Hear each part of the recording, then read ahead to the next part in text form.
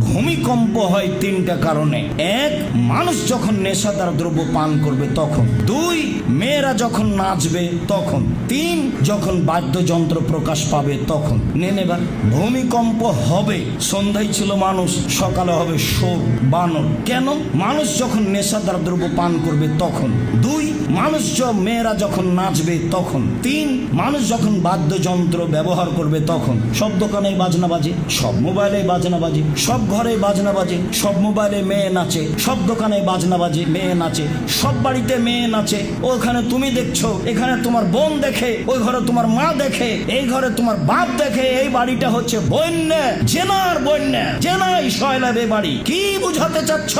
ভূমিকম্প কঠিন থেকে কঠিন হয়ে যাওয়ার কথা। মোহাম্মদ সাল্লাল্লাহু আলাইহি সাল্লামের দুয়ার কিছু প্রতিক্রিয়া আছে, তাই একবারে মানুষ ধ্বংস হচ্ছে না, ধ্বংস হওয়াই স্বাভাবিক। আমি বলিনি, মোহাম্মদ সাল্লাল্লাহু আলাইহি সাল্লাম বলেছেন, পৃথিবীর মানুষ শুনে রেখো, তিনটা পাপের কারণে মানুষ ভূমিকম্প হবে, তিনটা পাপের কারণে মানুষের উপরে গজব নাজিল হবে, তিনটা পাপের কারণে মানুষ সন্ধ্যায় থাকবে মানুষ, সকালে হবে শোর বানর। এই তিনটা পাপ, যে তিনটা পাপ উল্লেখ করলাম, সাবধান।